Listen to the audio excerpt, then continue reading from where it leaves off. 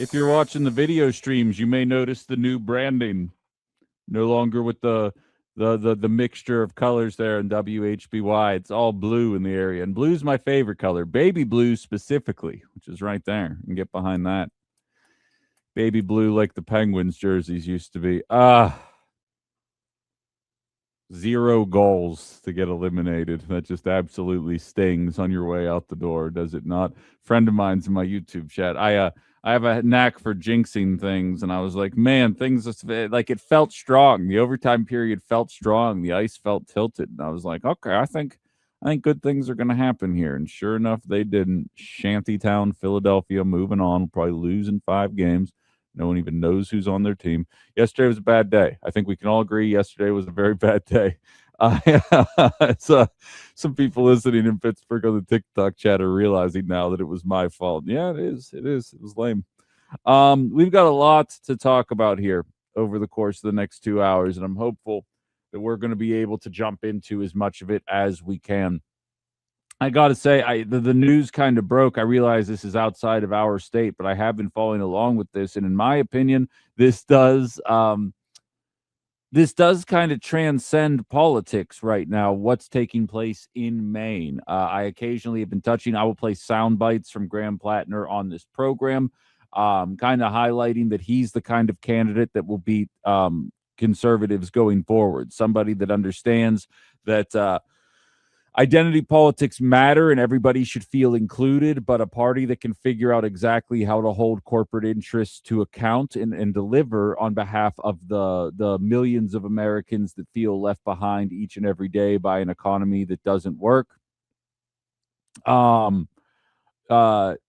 It seems like a common sense move to kind of campaign that way. And of course, because liberals, in my opinion, a lot of them do not have any interest in actually addressing corporate greed in any meaningful way, they've been throwing as many roadblocks as they can in front of the guy to stop his campaign whenever possible. Janet Mills announced shortly before I got on the air here this morning, she will be stepping down. Her campaign is suspended.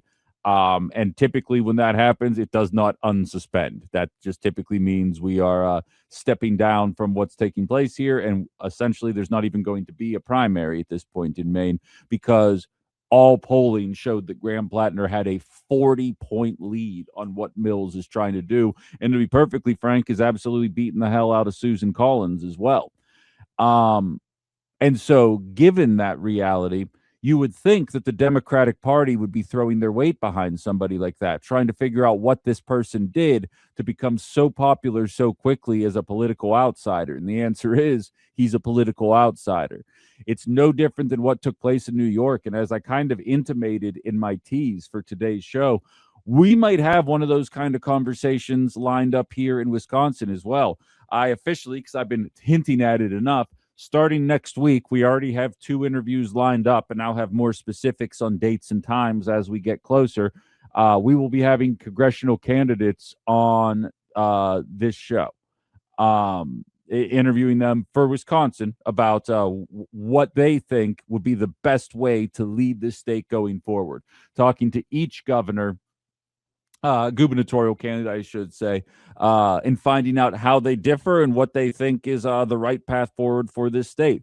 And we have traditional liberal types and we have progressive types, and it's going to be a matter of what kind of ideology ends up coming from the top, resonating the most with the people in this state. I have my own opinions, of course, but only time will tell, and I really am looking forward to those conversations there.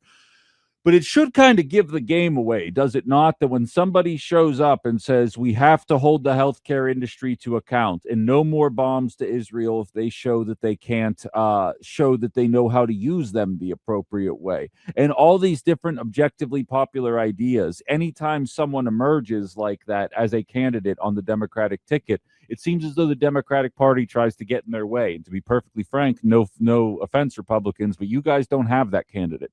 You don't have that candidate that comes out and says those things. You guys have the candidate that says, hey, what if we tried tax cuts for the rich for a 5th time? I bet you it'll work this time. And like, more power to you. If you want to keep doing that, that's on you.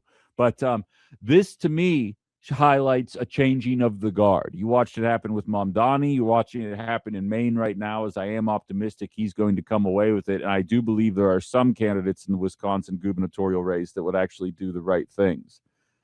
Someone just said, did I say use bombs in appropriate ways? I mean, self-defense does exist. If you're blowing up schools and bombing civilians, then you're not doing it the right way. If you're using it because you feel personally have been threatened or attacked, well, then you need them. And I would argue that America hasn't been in that position in a very long time, despite the fact that we've been bombing the hell out of more than 40 countries. More than one country for every year that I have been alive. Since I've been alive, America has bombed. So I'm right there with you, but like, I'm also not a sucker. Like, you can't be a sucker with these kind of conversations. Always remember that. But it ties into something I posted to my social accounts this morning that I would like to read to you. It's a flyer that's being passed around, and if you don't mind, I'm going to read it now. If you're unemployed, it's not because there isn't any work. Just look around. A housing shortage, crime, pollution. We need better schools and parks. Whatever our needs, they all require work. And as long as we have unsatisfied needs, there will be work to be done. So ask yourself, what kind of world has work but no jobs? It's a world where work is not related to satisfying our needs. A world where work is only related to satisfying the profit needs of business. This country was not built by the huge corporations or government bureaucracies. It was built by people who work. And it is working people who should control the work to be done. Yet as long as employment is tied to somebody else's profits, the work won't get done. Now, that feels like it ties in very well with this show, right? Like, that's the kind of message that when I see that kind of stuff go out there, I'm like, yeah, that's a great point. There's plenty of stuff to be done, yet it feels like it's never being done. Why isn't there a drive to get that done? And the way that it's tied to profits and tied to corporations. And as we kind of highlighted earlier in the week, solving problems doesn't make money. Solving problems means now you got to find a whole new occupation. So they oftentimes don't get solved. Here's what's crazy about what I just read you, though. I guarantee you there's a lot of people of a certain demographic who heard that, rolled their eyes, and they say, oh, God, here goes that hippie again, talking about taxing the rich and all these different things. These people are so lazy. Why doesn't anybody want to work anymore? That is from 1971. It was actually a pamphlet being passed out by the Black Panthers at the beginning of the 70s, and yet every single word from that flyer feels like it would fit in just as well in 2026. And I feel like that kind of only furthers the point that I was trying to make there, right?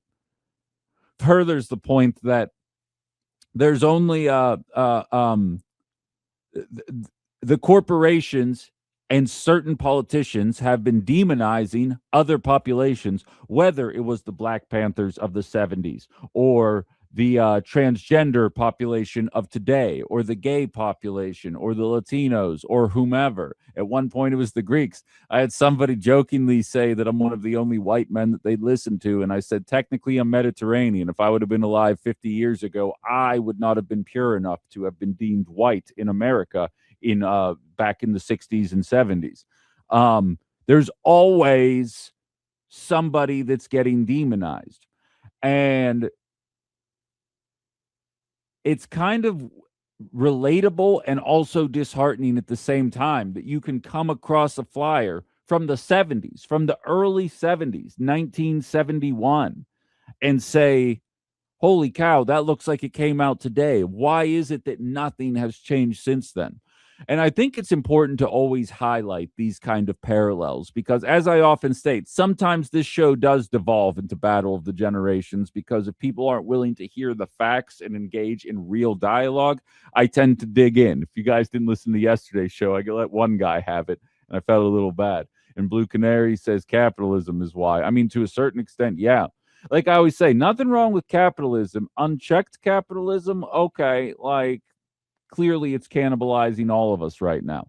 But the fact that the same problems seem to be systemic all the time shows you that we have known about these issues forever. In a pre-social media world, it was more difficult to get the information out there, but the problems always persisted.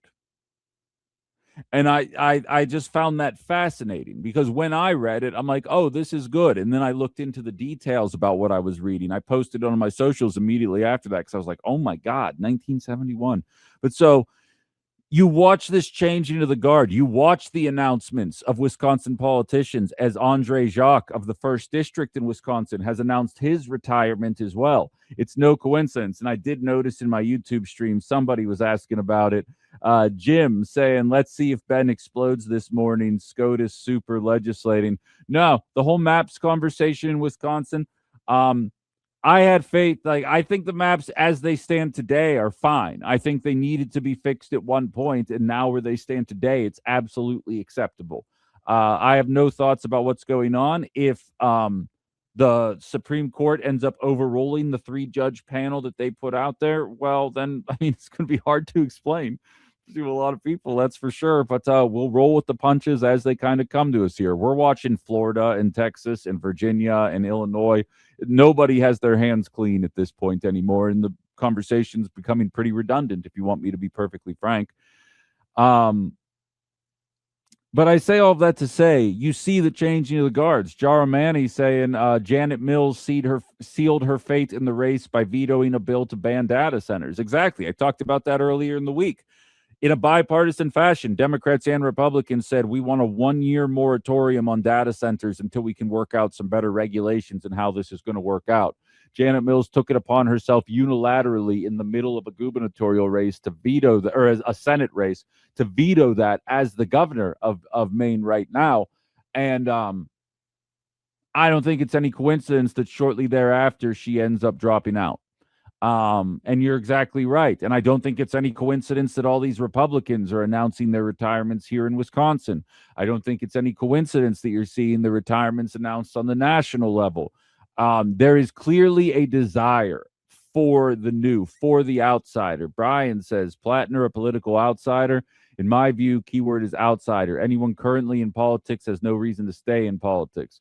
All part of the uniparty. Grothman gone, Johnson gone, et cetera, et cetera, et cetera. Exactly.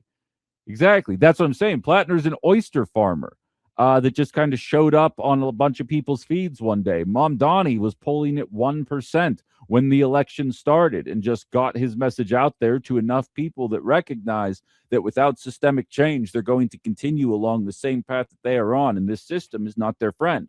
They need an elected class that actually understands these kind of issues and can comment on it. You know, there's a person in my personal life who told me once that he says, Ben, you always act like I don't understand the plight of the working class American the way that you do, and I take offense to that. He goes, I was young once too. I was a young man trying to achieve his dreams, and one year I had to cancel my trip to Cancun because I wasn't making enough money while I was trying to do X, Y, and Z. And I'm sitting there like, okay, so you have no idea what actual working class plight are like. You're talking about canceling a foreign trip and pretending that that actually is somehow relative to what the average person in their 20s or early 30s or even early 40s, depending on the kind of life you've lived, what all of these kind of people are going through. People are looking for that kind of systemic change. That flyer makes that point, and I'd argue the politicians that are winning and the politicians that are running kind of highlight that point as well. So I'll have more information about when people are going to be on this show, but we are starting this off next week, and I am so excited because I've been teasing it for a while. But gubernatorial candidates on Outside the Box starting next week. More on that later. And with that, I want to switch gears here a little bit because, as I've been highlighting, the systems are broken. And when the wealthy people start to realize it, well, that's when it actually counts. One person who came in 5th in a swimming competition and tied with a trans person made that their entire career. If you haven't seen why this person's been going viral over the course of the last 24 hours, well, buckle up. We're going to have some fun with this one. We'll be back on the other side of the break. You're listening to Outside the Box here on WHBY. TikTok Live just restricted me because I called Riley Gaines a trash person. I don't know if me even just quoting it is going to get me dinged again. But I was just joking with all the people in the chat saying the FCC is so strict and they never ding me. And yet TikTok has restricted my live stream like 6 or 7 times because of the stuff that I say, which is kind of wild when you really step back and think about it. Big Brother is here and he is pervasive. I think I've said this before, but it's kind of wild because like the FCC is very clearly right-wing coded. There's like a puritanical element to what the FCC does, because I could turn the microphone on and I could say the Mexicans are coming to steal your children and murder you and take your homes. And like, as you can see, I'm not afraid of saying any of that stuff here. Nothing bad's going to happen to me. But if I said, I effing love Mexicans, you see how I had to censor myself there because that would get me in a lot of trouble. But demonizing an entire population of people is free speech. But saying a 4-letter word, making a shape with my mouth and then making a sound with my mouth would be like a 5-figure fine if I said it on FCC airwaves. There's definitely like an issue with the way that works and how that censorship works. At least from my perspective, it really doesn't make a lot of sense. Jerry says, what, Cancun? Are you serious? When I was young, I had to borrow money from a relative to afford to replace my refrigerator that died. Exactly, Jerry. My point wasn't that understanding working class strife is generational. My point was that there are people in prominent positions out there that pretend they cosplay as working class. They cosplay as understanding what people are going through. But I really feel like you have to experience it on your own. Like I said, there is a spot, Papa Da Vinci's, Papa D's, by the where I lived when I was 22 years old in the city before I bought my place. And you could go and get an 8-cut slice of cheese pizza and a 32-ounce pop, and you say no ice, and it would be a whole lot of liquid, and you could get it for $7.48. And I remember sitting there and like having a $10 bill in my pocket, but also wanting to buy a can of chew, which was like $2 and something cents, being like, oh my God, I'm 14 cents short, and like ransacking the house trying to find a dime and a nickel somewhere. And I knew I wasn't getting paid for 36 hours. And so I had to make that stuff last. You know what I mean? Like, I remember that life. And I feel like there's a lot of people that either it was a very brief stint in their life or they never had to go through it at all. And it's hard for people like that to truly understand why people are voting the way that they are. I take a lot of heat on certain other publications that I work with because I downplay my fears about whether or not Trump will accept election results in November and beyond. Because all I have to say is if Democrats just came with an agenda that was popular, like a Plattner, like a Mamdani, and like a handful of others we're seeing, then you won't need to worry about it. If they're intending to force Gavin Newsom down our throat and be in a nail-biter election, they might just lose it outright. Like, I'm not worried about the election being rigged because this MAGA movement is so uniquely, easily beatable. Like, there really isn't much that would be hard to beat here, right? As I've kind of been highlighting, I saw a friend of mine share on socials. The other 98% shared a post this morning, which is something that I was talking about 3 days ago. The oil and gas companies are making an extra $30 million in profit per hour since the Iran war started. Just freaking pass legislation that stops that gouging and watch everybody flock to you. Prices would still be high, but we are dealing with prices that are much higher than they need to be, all in the name of making never-ending money. Just be a politician that says you're actively going to push back against that, and you'll be fine. Case in point, Riley Gaines, everybody's favorite swimmer, right? She took to social. She is now a new mother. Well, not new. She had the baby 7 months ago. She took to social media to complain on social media, saying that baby has been on this earth for 7 months, and yet she is still getting unexplained hospital bills in the mail. She claims she doesn't even get an adequate explanation as to why that's the case. Just a QR code and told to pay online. She says it feels intentionally confusing and difficult to get answers. If you have not seen what I posted on my socials last night, it's a list, and it kind of backs up the claims that I make on this show regularly, highlighting healthcare costs and, most importantly, emphasizing that when you look at it, it's all of the industrialized countries, and everyone other than America is clustered in the same general vicinity of cost per capita on the x-axis and life expectancy on the y-axis. Some are a little better than others, but they're all in the same general location. Then you look at America, and it's way off to the right, which means it's significantly more expensive, and we're much lower on the chart, meaning that we do not live as long, highlighting very specifically that all the other nations that have decided to allow the government to get involved in their healthcare process are paying less than us and living longer than us.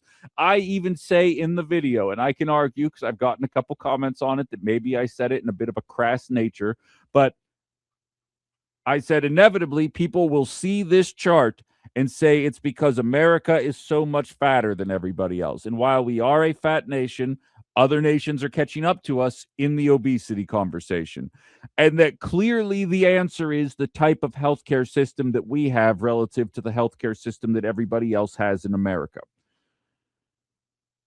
Riley Gaines has made a name for herself, made hundreds of thousands of dollars, being the poster child of "they're coming to trans our kids." Can you believe I would be a professional swimmer right now had I not had to race against a transgender swimmer?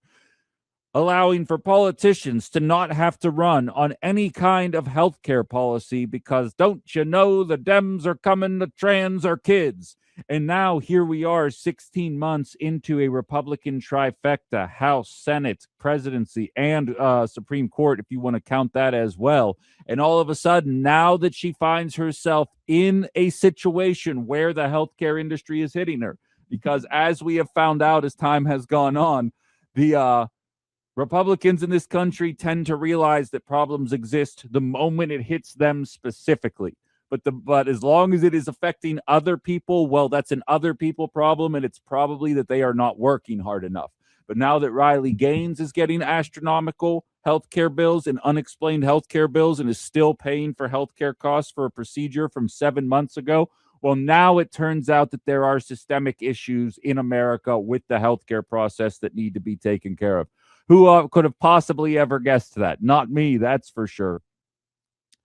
And of course, in true Riley Gaines fashion, by the way, she tied for 5th with this trans swimmer, which kind of puts the entire trans athlete conversation to bed, because if we're nervous they're going to excel and beat the women in the sport that they are participating in, the most famous example of this is a trans person and a woman that tied for 5th in a competition. So I think that in and of itself probably puts a lot of that conversation to bed. Again, can't stress enough, we'll never vote on this issue. But I say all that to say, you see her kind of gaining sentience, right? Starting to gain a little bit of cognizance. 109,000 people interacting with the post. Over 11 million people having seen the post. She has a platform because if you something trans, there is a very obvious audience that wants to hear you complain about the scourge of the 7 trans people that play sports that you're aware of. And of course, she takes that time to get 11 million people in front of her so she can say, and that's why we need price transparency. I'd like to know exactly how much I'm going to get gouged before I go to the hospital. I don't want to be surprised by how much I'm going to get gouged.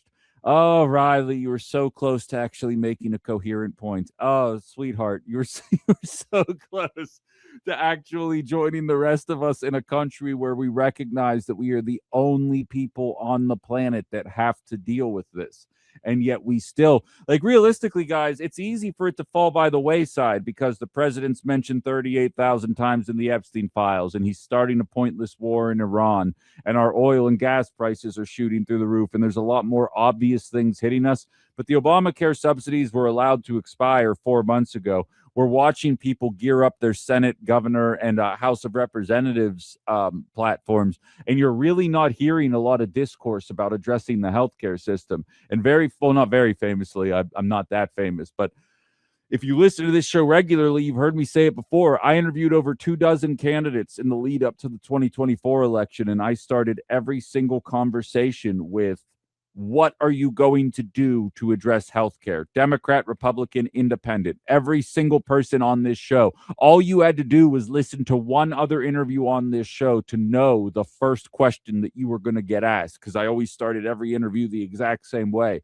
And every single one of them came in like they never even considered a solution to the healthcare problem. And that should probably be a cause for concern. Now it's only gotten worse. I am by no means an Obamacare supporter, but I also recognize that it got healthcare into the hands of millions of more Americans that otherwise wouldn't have it. But it also didn't do anything about the cost of healthcare, and that needed to be the next step. The Republican Party has now allowed it to expire, and I don't see anybody, like, in all reality, Tom Tiffany already has his platform out for governor because he really isn't anticipating running against any kind of actual challenge here in the state of Wisconsin. How many of you have actually seen a strategy? How many of you know how the Wisconsin GOP would address the cost of healthcare in our state as we continue to watch these costs continue to shoot through the roof? Because I'll tell you right now, I do this for a living, and I haven't seen that included anywhere in the platform. I haven't seen a single person. I'll see them whine and moan about Obamacare subsidies. I'll see them whine and moan about Democrats not doing anything. But what's the strat? Why should we vote for you? What's the agenda? Because I can tell you what the progressive agenda is. I can tell you what a general game plan is, and as more progressives continue knocking out the blue MAGA libs, I can tell you what the strategy is as we slowly phase out all those trash candidates. What's the plan coming from the right? Because I'm here to tell you right now, sticking with the status quo is not going to be acceptable. Miss I can't stand trans swimmers over here is now getting dinged for thousands of dollars unexpectedly for giving birth to a child, and she makes hundreds of thousands of dollars a year demonizing a marginalized community, so she doesn't need to worry about those unexpected costs. What if she had a real job? She was going to school to be a dentist, which still honestly pays pretty well, so it's not like she'd be broke. But these costs still add up quickly for those of us that actually have to work for a living. What do we do in that scenario? And no, price transparency ain't the answer. Price transparency just lets you know, oh, wow, $10,000 to have this baby? Well, I'm going to go get an abortion then, because I definitely can't afford that right now. That's all price transparency does. And I promise you, a bunch of people just got super mad at that comment that I made. You'd take the life of an innocent child over the cost? Yes, plenty of people would, because once you find yourself ensnared in the debt trap that is America, I think I've made a pretty good case that it's pretty difficult to escape that trap once you get out on the other side of it. So the idea that price transparency is going to do something about healthcare costs, no, all that's going to do is facilitate more people deciding to go and get an abortion, because the actual cost of giving birth to a child in America is enough to absolutely bankrupt an alarming percentage of the American population. And I don't think a lot of them realize that. So I think this should be cause for concern. And kudos for Riley to waking up to what progressives have been saying for the last 25 years. You're so close to getting there. You just got to take those last couple of steps and get to the basic common sense solution of why that is. And if you are a pro-lifer listening to me right now, and you think that abortion is murder and you don't want to see people making this decision, there are plenty of reasons to go and get an abortion. One of them is you are not economically stable enough to raise a child. $250,000 a year is what they're telling you people need to make in order to own a home and start a family and raise children the appropriate way. Spoiler warning, even with two incomes, a lot of people are not getting to 250 grand. So if you want more children born, if you're watching the declining school rates, if you're watching access to abortion spread out and people taking advantage of those systems, then you got to do something about the cost necessary to give birth to that child. You have to do something about the cost necessary to raise that child. You have to do something about the cost of getting children into childcare so that people can still continue making a living. How is it that she can get so close to grasping the reality of the situation and then blame it on something entirely different? And to me, that says that you're still a party insider and you can't go against your pharma lobbying groups. You still have to make sure that their bottom line is met. because once stuff hits celebrities, again, 11 million people. I have a post up on TikTok right now that's been seen by over 14,000 people. And I'm like, oh, wait, I nailed this one. I'm feeling really good about that right now.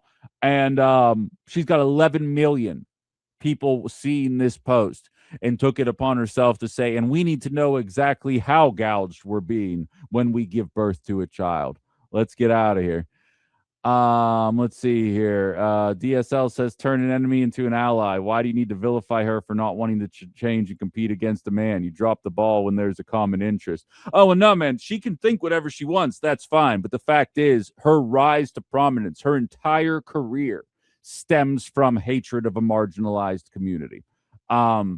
That's her right to do so. I absolutely am here. As I said before, I would vote for somebody who said, I don't think trans people should play in the sport that they identify as. I think there are competitive issues and safety issues in terms of physical contact sports with that idea. And also, I want to do Medicare for all. That person would get my vote 100%. As long as you're still willing to see trans people as people and not infringe on their rights and a capacity to do what they want to do with their bodies and in their personal lives, and you want to do Medicare for all, if you have an issue with the sports issue, that's fine.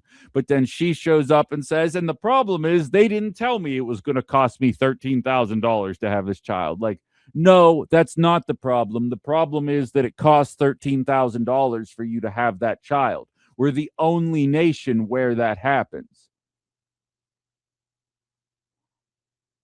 I'm just saying, like, that's the way you have this conversation and actually have it reach across the aisle. But it doesn't mean that I'm going to pretend that her being a fool and raising to prominence, not for having skills or having a good orator presence, making good points, but just for finding out that there's an entire third of the country that if you say something trans will give you money, like, good for her. I'm not on the verge of selling out anytime soon, unfortunately. So I guess I just don't respect it. DSL is my main point. We got our first call of the day. Anybody else wants to chime in? 920-281-1150, 920-281-1150. Caller text line here. Hello, you're on Outside the Box. Hey, Ben, it's Chad. How are you doing today? Hey, all right, man. What's up? I wanted to add into this healthcare conversation. As you know, I have MS, and I need treatment for it every 6 weeks. That bill that I get, that fortunately I'm fortunate enough to have good health insurance, but if I didn't, that bill would be $46,000 every 6 weeks. My God. My wife dealt with 2 difficult pregnancies. She was in the hospital for 2 weeks prior to my son being born, 4 weeks prior to my daughter being born. Between those 2 deliveries and hospital stays, over $700,000 of medical bills that, again, fortunate enough to have health insurance. But for people in our country that don't have it, or for one reason or another, that's an economic death sentence for them. They're never going to recover from that. That's, multiple single family houses or one very large, very nice house. So my question for you is, obviously there's a lot of people that are so entrenched with, the identity politics in MAGA or, the blue MAGA, whichever side you're on, they're so set in their ways.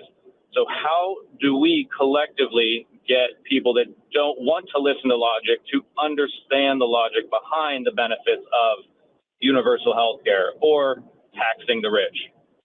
Yeah, it's an unfortunate reality. And first of all, obviously I know what you've been going through. We've known, and for the record, Chad and I have known each other for over 30 years, but I know what you've been going through with this, but I appreciate you sharing that because I know that's some personal stuff there, but I think it really highlights exactly how big this problem can be. Because as you highlighted, I don't know too many people that could afford that kind of cost there, but it's an unfortunate reality. But I think for us to be able to reach across the aisle and kind of emphasize this, and it's just real, as I kind of intimated in the lead up to this segment, there needs to be it's almost like there's a missing empathy gene. People can hear your story and be like, oh, that's sad, I'll pray for him. And then that's kind of the end of it from there. But then they find themselves in your situation. And then all of a sudden, it's a very real issue that needs to be taken more seriously. I notice that all the time with the conversation of legalization of marijuana, even from a medicinal standpoint. Everyone's against it until someone in their family benefits from it. And then all of a sudden they realize the benefits and become an advocate for what happens. It's a matter of gaining that kind of consciousness, understanding that this could happen to you tomorrow. I never take for granted the situation that I'm in from a health perspective. And I appreciate it because I know tomorrow could be the day. You know, from my personal life, I was incorrectly diagnosed with cancer in my late 20s. And that kind of is a wake-up call to anybody that all of a sudden goes from being healthy to realizing that their entire life has changed. And I wish I had a better answer for it other than that. But other than advocacy, people like you sharing your real-life stories and the people in the media actually doing their damn job, this is probably about the best we can do right now. Yeah, and it's a shame that that's the best we can do, and I appreciate you speaking truth to a lot of these topics. But I also wanted to touch on the taxing the rich part. I was, listening to the California governor race information about, the only billionaire running is the one that wants to tax billionaires, and I started thinking about this. Let's use $100 billion. Somebody has $100 billion, and they're getting a 5% wealth tax. The annual return in the stock market is about 13% over the past 10 years. So they're making 13 billion off of that 100 billion. The 5% doesn't even eat away all their profits. They're still coming out net positive. So I just don't understand how people are against that. And that's the anti-logic that we're up against here. Yeah, and that's math, that's facts. That actually makes fantastic sense. And I mean, again, it's that wealth kind of generating more wealth conversation. It's a matter of shaking people free. I shared a post on my socials that shows you objectively we pay more and live shorter than every other country. And there are comments underneath that post with people saying, see, that's what happens when you let government get involved in your health care. And it's like, bro, just say you can't read the graph and move on. Like, I don't know how that's what you took out of the conversation here. But I mean, I appreciate the story, man. And I mean, your whole situation inspires me to like kind of keep this stuff going. So I appreciate you sharing that. And I know you don't often get a chance to hear the local half hour. I spoke to Fox Valley Literacy on Monday, and I quoted what you told me at your wedding about reading Denny's menus to children to make sure they know how to read. And they absolutely love the sentiment. So the educator in you is still spreading here even to this day. So always good hearing from you, man. We'll talk again soon. Sounds good. Appreciate you. Yep. Take it easy, man.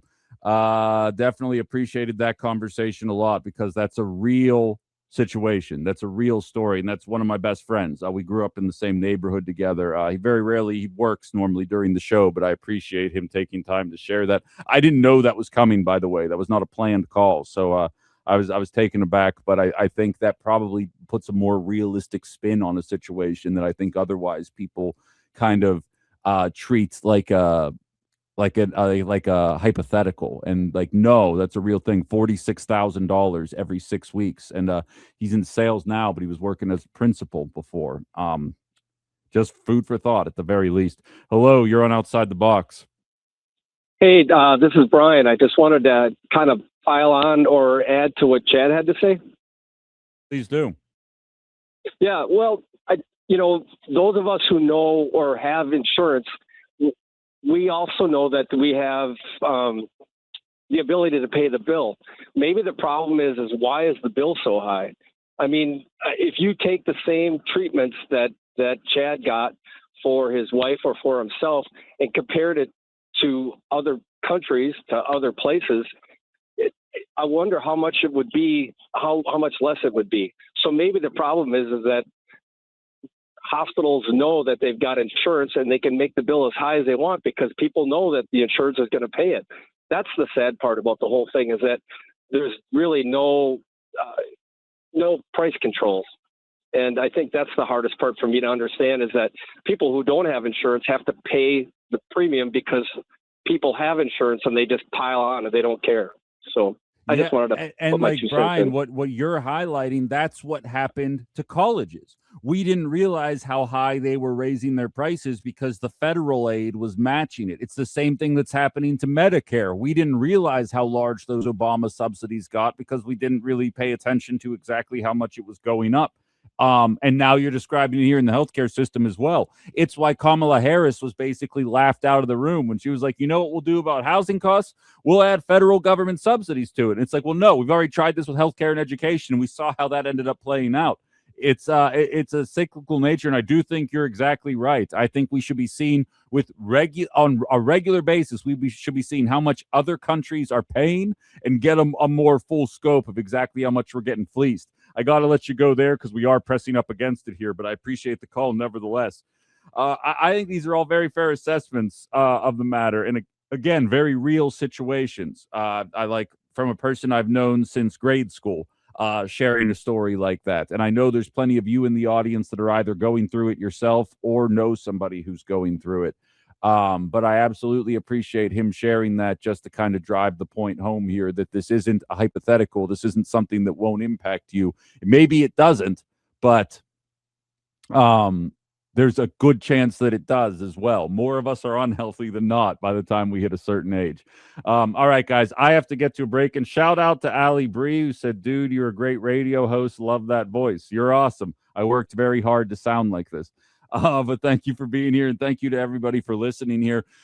We can keep this conversation rolling if you want, but if not, on the other side of the break, I do want to jump into Pete Hegseth here, and I want to talk about defense secretaries in general, because this conversation will highlight exactly how the duopoly works, and I'm looking forward to breaking that down for you.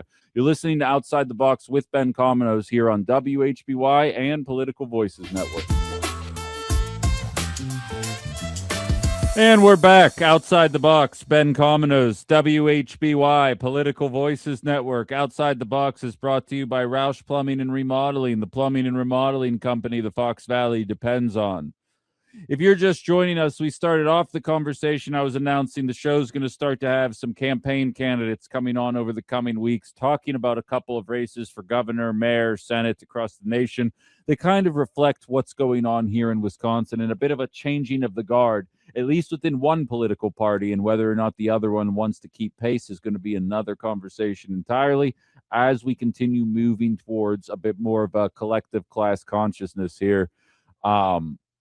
In politics. And then the second half of the hour was basically dedicated to Riley Gaines, famous for coming in fifth time with a trans swimmer and making an entire career out of it, took to social media to talk about the cost of healthcare, highlighting how much she gets hit with surprise fees months after having given birth to her baby, and the flaws within the system, although missing the mark a bit when it's all said and done.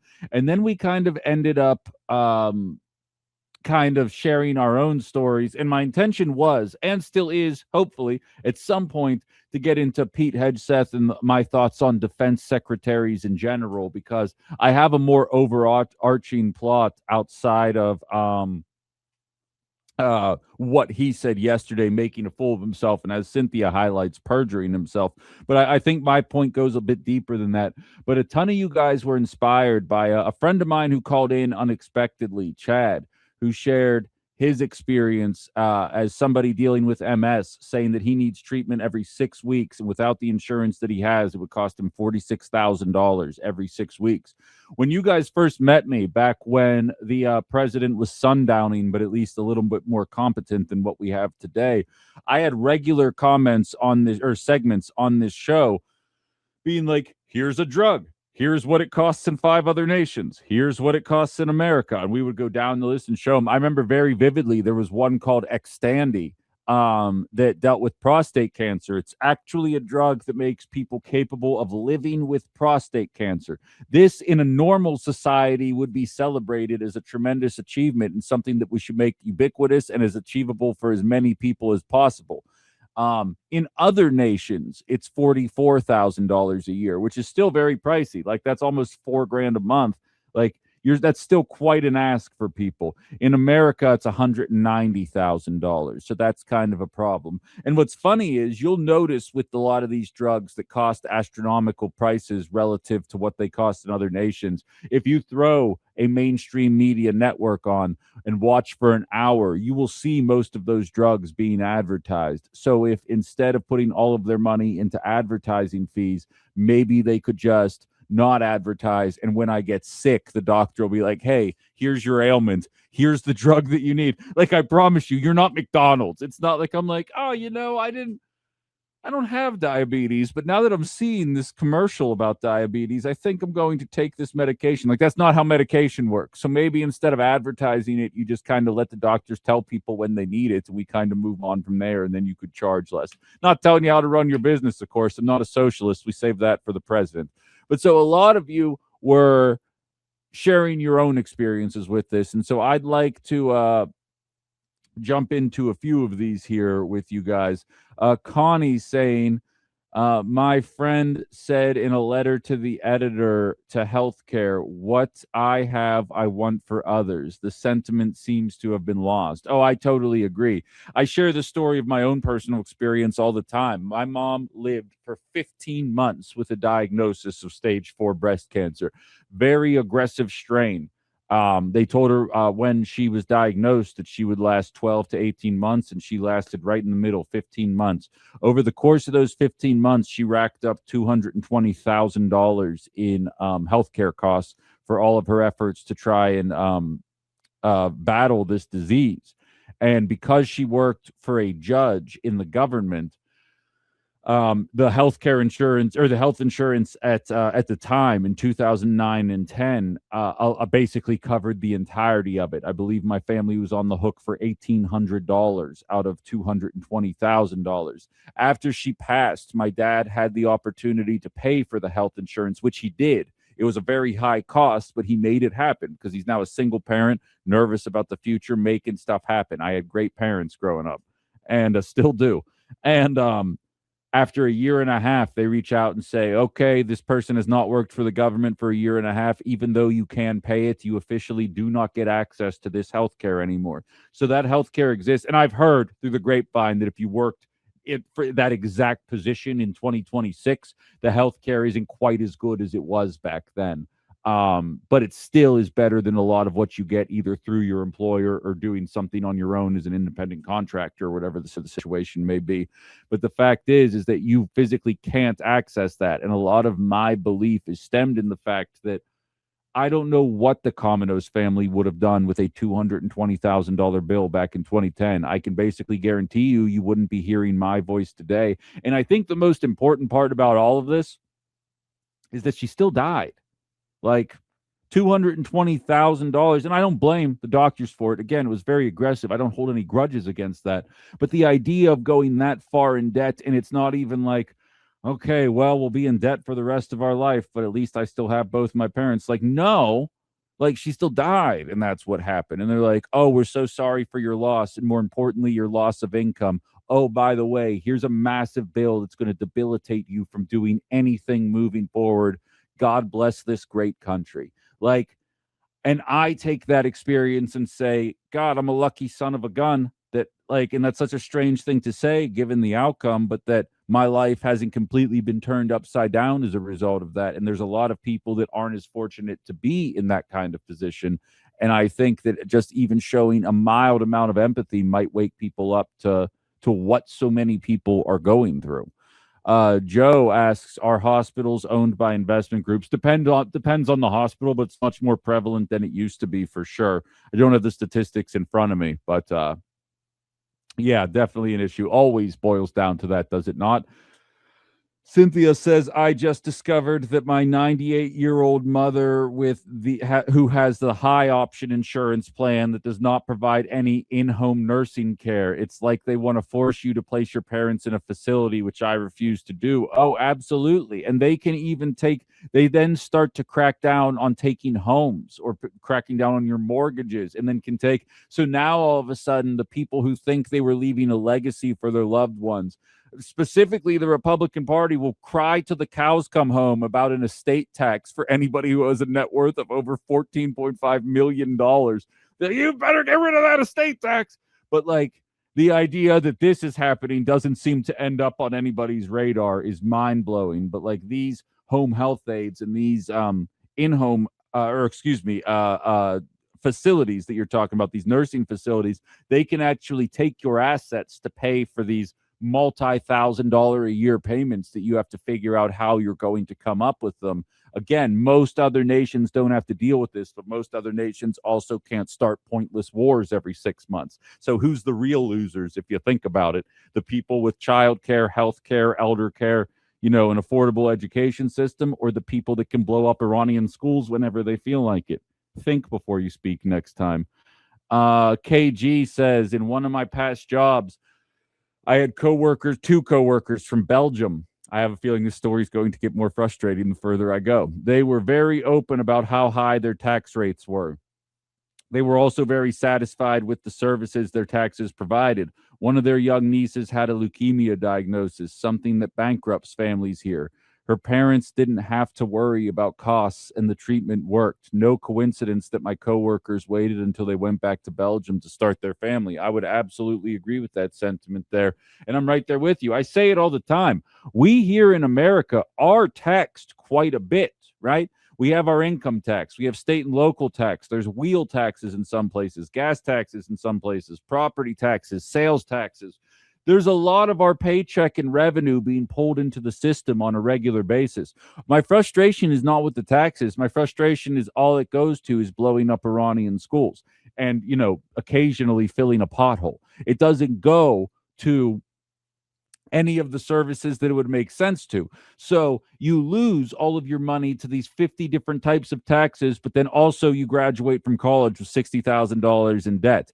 Also, giving birth to a child gives you an over $10,000 hospital bill. So you still have to find a way to pay all these taxes, and all of this other stuff is also going to cost you any savings that you might have accidentally accrued over the course of the last couple of months and years. And that is why people are so frustrated with the system.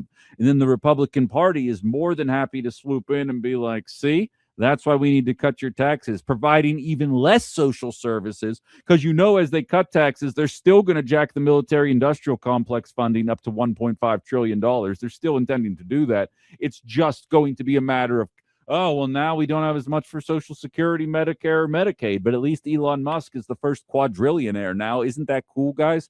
Doug says, I was once told insurance companies are required to spend a certain percentage on actual health bills, leaving the remainder for overhead and profits.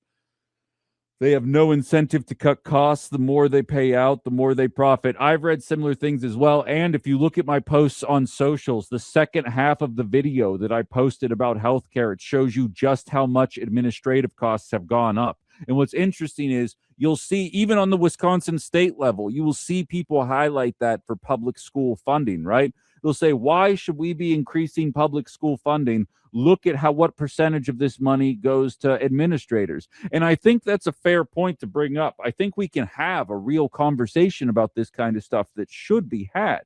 But I don't understand how healthcare administration tends to avoid this. And anytime you talk about price negotiations or nationalized healthcare, immediately everybody instinctively digs in, despite, as we've kind of been highlighting for the better part of the last hour or so, there really isn't any evidence that it makes it worse or more expensive because they're living longer and paying less.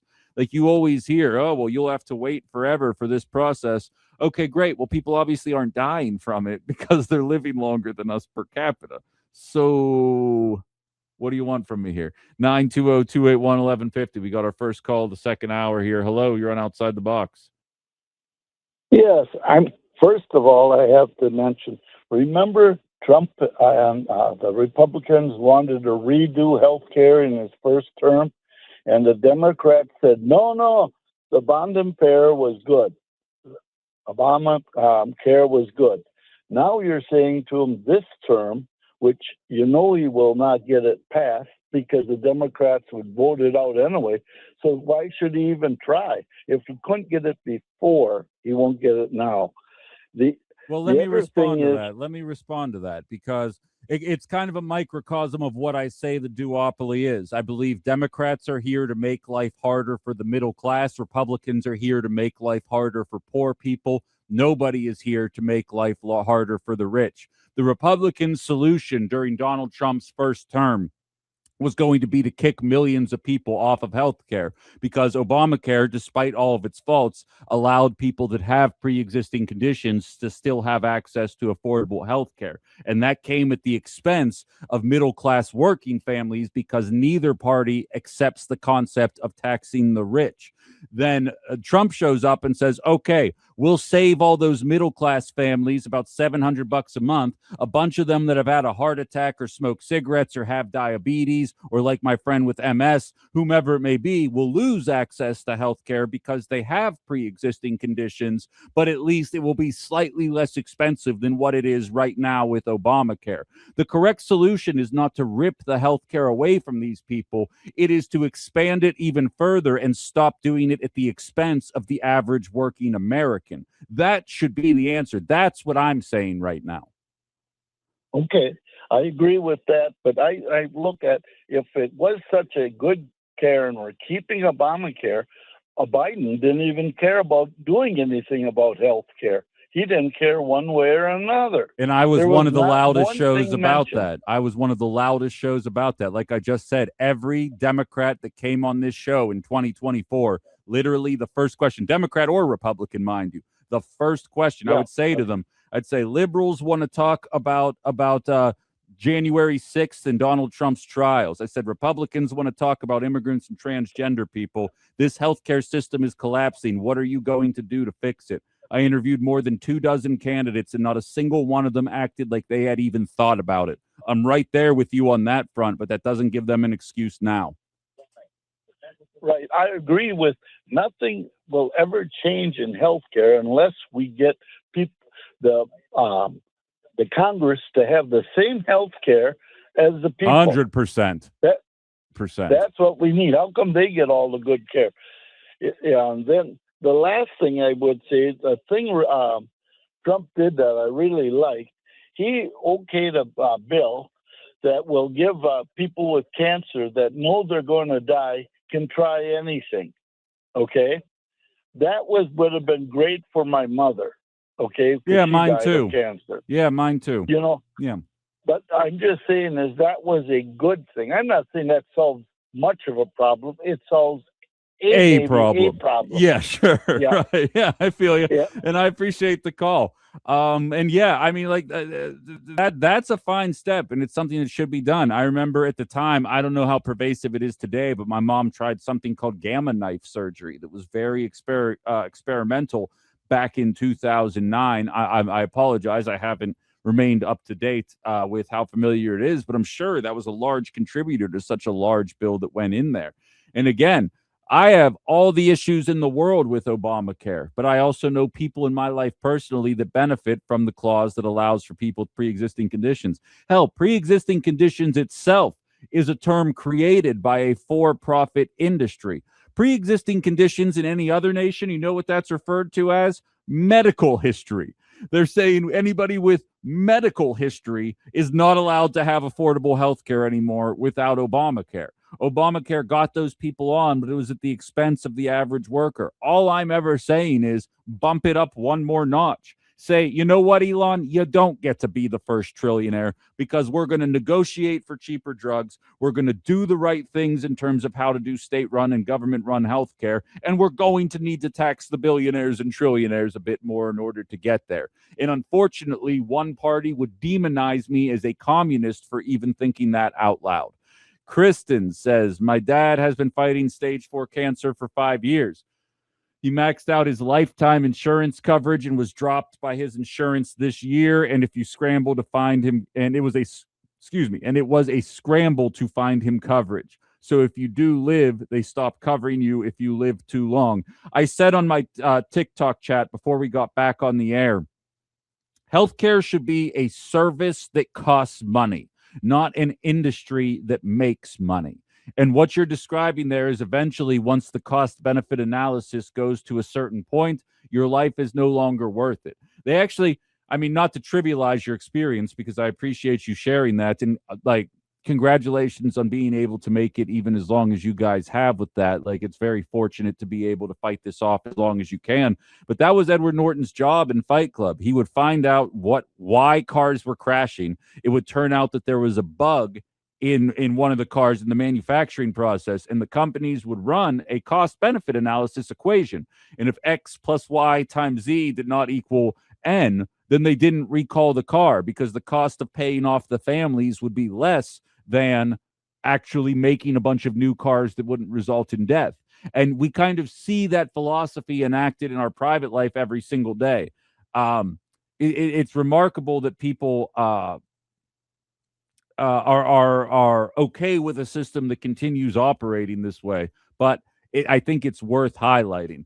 I'll tell you what, I'm going to squeeze another break in here. I got through all the text messages. I'm going to scroll through the TikTok chat, see if there's one or two more examples, and then I promise you we're getting into the Defense Department. But we'll touch on that. I don't want to blow off the people here because they're sharing some pretty good ones as well. It's just a lot of messages I have to parse through. So bear with me here. We're going to get all these thoughts in, and anybody else who wants to share, I'll keep it rolling if you want to. 920-281-1150, 920-281-1150, and we'll be back in just a little bit. You're listening to Outside the Box with Ben Cominos right here on WHBY. By the way, I'm going to keep plugging it until I know that everybody's seen it. I do have a speech available on my YouTube page right now. I spoke to the 7th Congressional Democratic District on Saturday, and I've been getting a ton of flowers for it, people appreciating what was said in the way that I kind of handled myself in the room. What's funny is the president of the organization came up to me and she says, you probably didn't have to pull your punches as much as you did. I said, I thought I was going to be run out of there with pitchforks.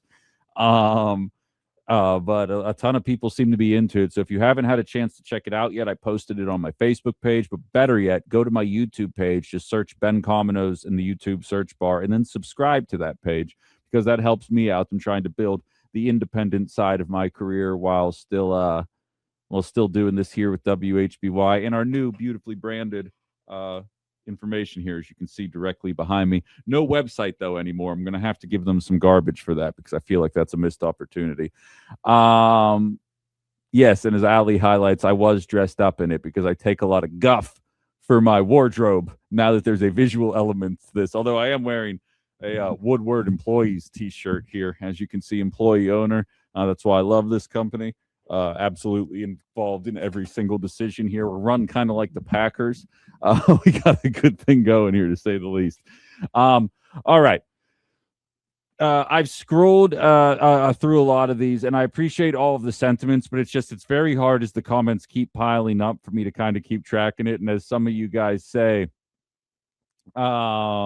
I need to get a GoFundMe going to get a producer going, because I've been kind of teasing all show that I want to have a conversation about defense secretaries.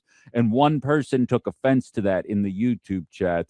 And so I'm going to use that as a jumping off point here. And I think Coach Cheryl says in all caps, every defense secretary sucks. So, dude, how many effing times were you attacked by our enemies since you've been born? I don't know. Does 9/11 count or not? I have no idea.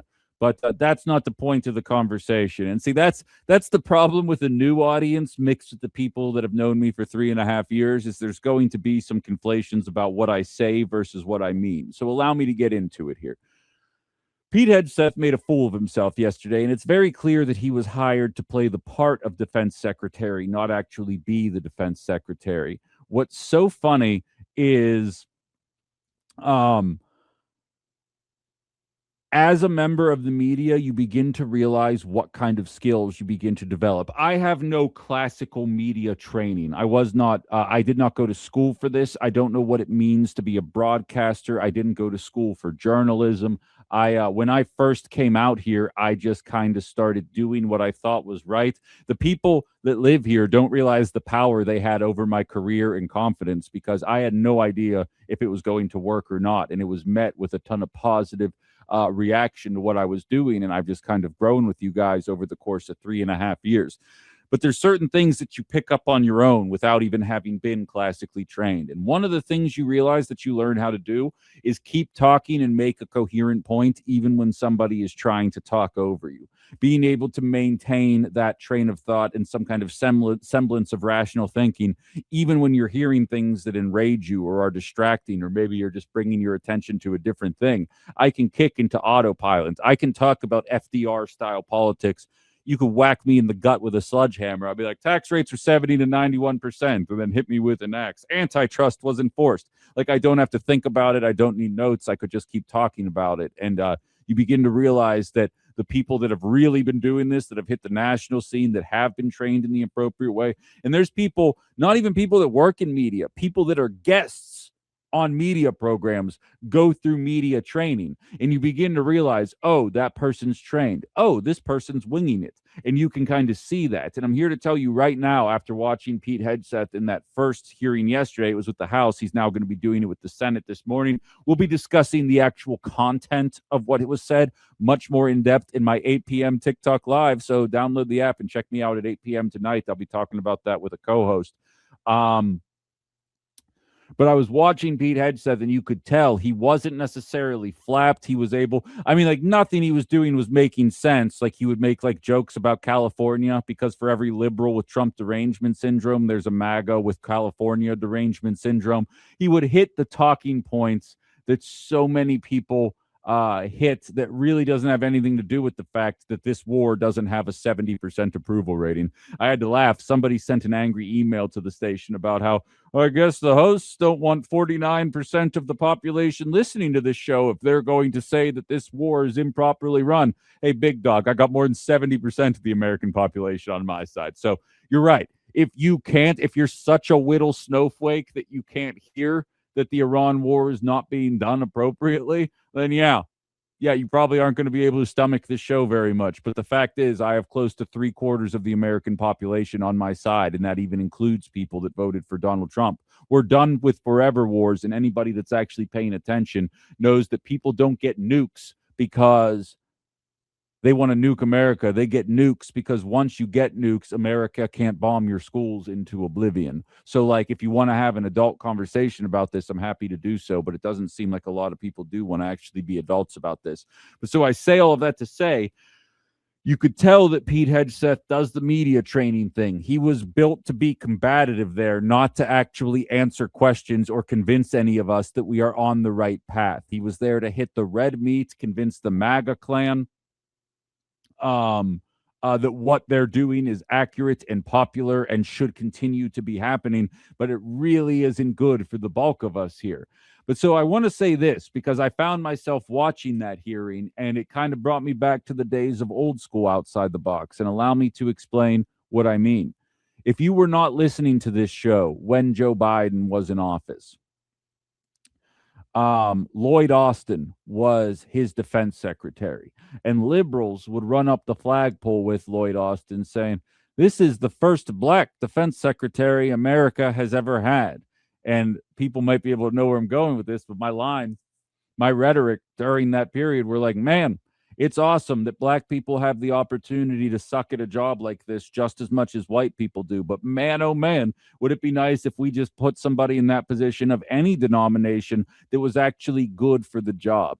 Because yes, Lloyd Austin was the first black defense secretary in the history of America. Do you know what other first Lloyd Austin was? Any ideas? He was also the first defense secretary ever to get the position immediately after serving on the board of a defense contractor. He was on the board at Raytheon, and then Joe Biden picked him up to be defense contractor. So just to put this in simplified terms, when you're on the board of any company, your agenda is to increase the profits and the stock price of that company in order to pay out the highest dividends and make the most money for all the people in that company that are involved.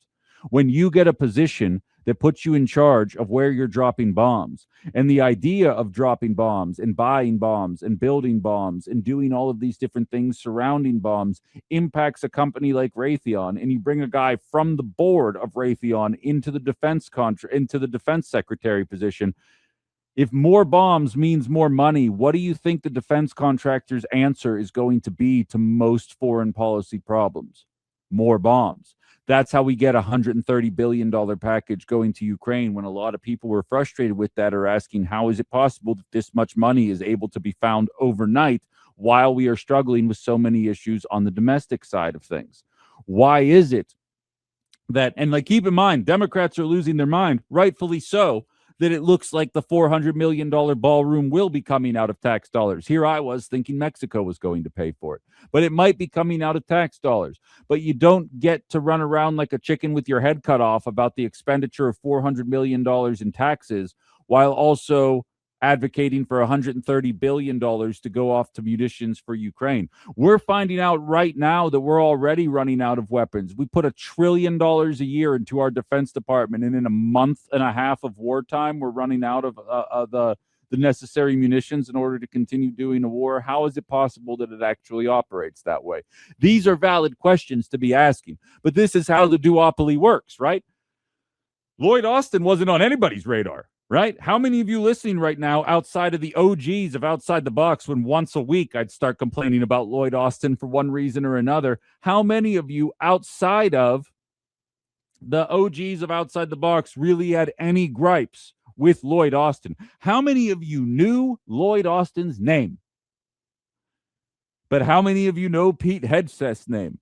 How many of you know that he made a jackass out of himself in front of the House yesterday and is in all likelihood probably doing it right now while I am doing this show in front of the Senate? Carla says, not me. Thank you for being honest. I'm willing to bet that number reaches the hundreds, if not thousands, of people in the audience right now through radio, YouTube, Twitter, and Facebook here, because nobody cares. Because the liberal corruption is quiet, but there.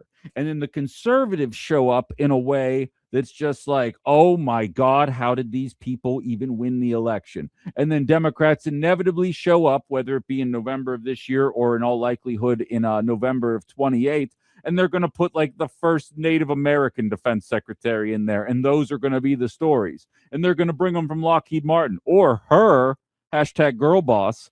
And then the same things are going to happen. But it's not going to be as egregious as what Pete Hegseth is doing. It's not going to be as vile and as obviously flagrantly false as what Pete Hegseth is saying. But it's not going to be good.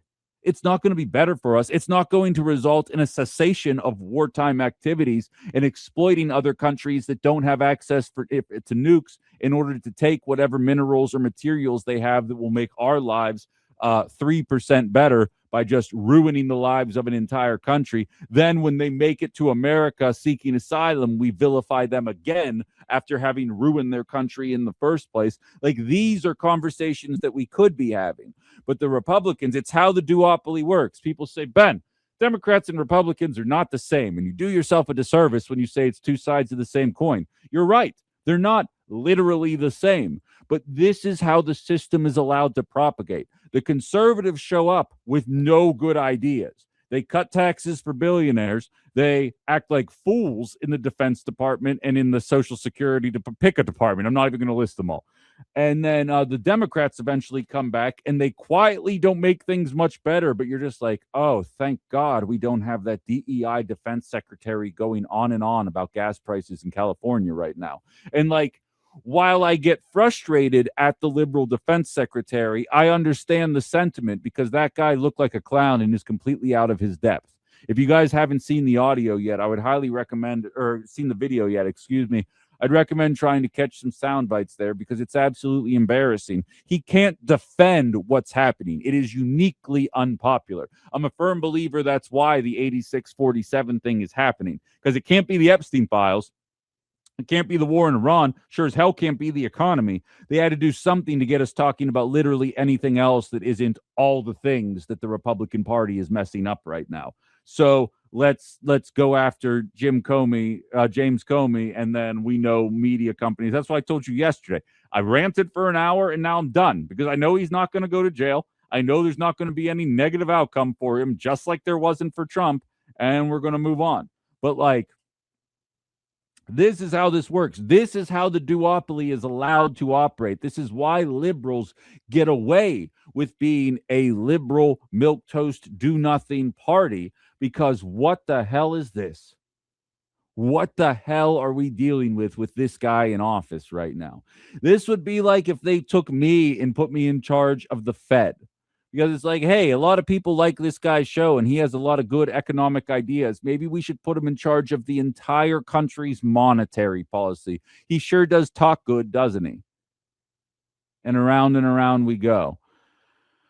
DSL says he was also the first to go MIA for a month for health reasons and nobody knew. Yeah, right. You remember that one? So why is this highly paid position even necessary? I mean, I think there has to be. I mean, I've never served, right? Like, to me, chain of command makes sense, but I think it would make sense if the chain of command weren't all viewing everything as a nail and trying to hammer it. And we don't do that. But regardless of which side you choose, you're either choosing a side that's going to frankly relish war, change their name to the Department of War, post videos to Mortal Kombat music with clips from Breaking Bad about how awesome war is, or a side that says they feel very bad about it, but this is a necessary evil. Unfortunately, Israel has to bomb Gaza into oblivion, because otherwise, what kind of planet would this be? Cynthia says that corporate revolving door for those in the military to the defense industry should be illegal. I'm right there with you. I supported Ross Perot for years ago, because he said anybody serving in office shouldn't be able to go and serve on any board until 10 years after leaving office. I'm right there with you. I think that's a pretty common sense solution to this problem here. And screw just in the military. That shouldn't be able to happen with pharma, shouldn't be able to happen with ag, shouldn't be able to happen in transportation. The politician to lobbyist pipeline and vice versa should be illegal, because it's very obvious and very flagrant. I have a couple more thoughts about this, but we do have to squeeze one final break in here. So we'll have a 5-ish minutes on the other side. Anybody wants to get some thoughts on the conversation here, I welcome that. 920-281-1150, 920-281-1150, and we'll keep it rolling from there. So stay right where you are. You're listening to Outside the Box with Ben Cominos here on WHBY. All right, we're back. One final segment of Outside the Box here on WHBY. Getting a lot of compliments on that last segment. I'm telling you, the show was better when there's a Democrat in office, because I can actually focus about real problems. Like when Donald Trump's in office, I have to be like, man, can you believe he tripped a third grader and thought that would be okay? And then I have to deal with people being like, well, maybe the third grader deserved it. And but when there's a Democrat in office, then I can just at least be like, hey, there's some good things happening, but here's some ways that things could actually get better. And why is it that we're not doing these things? So that last segment was a little bit more of a reminder of what this show used to be like before I had to be like, maybe we shouldn't be calling for assassination attempts on elected officials. Like, maybe that's just a normal thing that we should normalize and go forward from there. Something tells me people are only going to be doubling down. We'll see what happens. Shout out to Norm, who said was really on target today. DSL doubled down as well, said family members too. And I'm right there with you. That was actually how they got Joe Manchin on board with pushing back against cheaper drugs during the Biden administration, because Kirsten Sinema, who was much younger, #girlboss, she killed the cheaper drugs and then received a $750,000 donation from a pharmaceutical pack, and then was ultimately hired to be on a pharmaceutical lobbying group after killing it. But Joe Manchin, having been much older when he did it, really didn't have as much need for a financial payout. So his daughter ended up on the board at Merck as a result of killing that legislation. So I'm right there with you, and I think that makes sense as well. And just to highlight, those are two Democrats that I am now holding to account for their behaviors. That was what this show used to be about. But when the Republicans control all the branches, that's why this has become a Republican hate fest, because they're not doing anything, and they're complaining a lot. Jim says, Jim in Appleton here, if you were hired to the Fed, would you use your own math would you use your own math, or do you use the math everyone else does? Yeah, right, exactly. Although I will say, and you kind of opened a can of worms that I can't get into here. I don't necessarily buy into the logic of the dual mandate of the Fed, and I've kind of have an extensive history of backing that up, but not in a way that I can do in 90 seconds. What I will say is this. If I were working at the Fed, the idea that we need a 4% unemployment rate for this economy to work, the idea that 10 million plus people have to not have work in order for our economy to be functional, I don't think is a way that civilized society should be operating. And there's probably a better way to do this. And I believe that's designed specifically to benefit major corporations so that we all have to negotiate ourselves to lower pay rather than actually watching our wages increase at all for the last 45 years. So with that, I'm going to call it a day. We got one more show. And again, I will be live at 8 p.m. tonight on TikTok. Download the app. Follow me, Ben Cominos. I'll be on from 8 to 9 Central Time tonight. Of course, you can download the WHBY app. All you have to do is search WHBY in Google Play or in the App Store. And I have a YouTube and Facebook page as well that you can follow. Check out Ben Cominos. I live stream the show on all YouTube, Facebook, and TikTok 9 to 11 every single day. That you can catch it. And of course, if you have to work like a loser, you can catch it later on in the day as well. So please take advantage of that. I have to get out of here. Haley's up next. We got to do one more show, though, outside the box.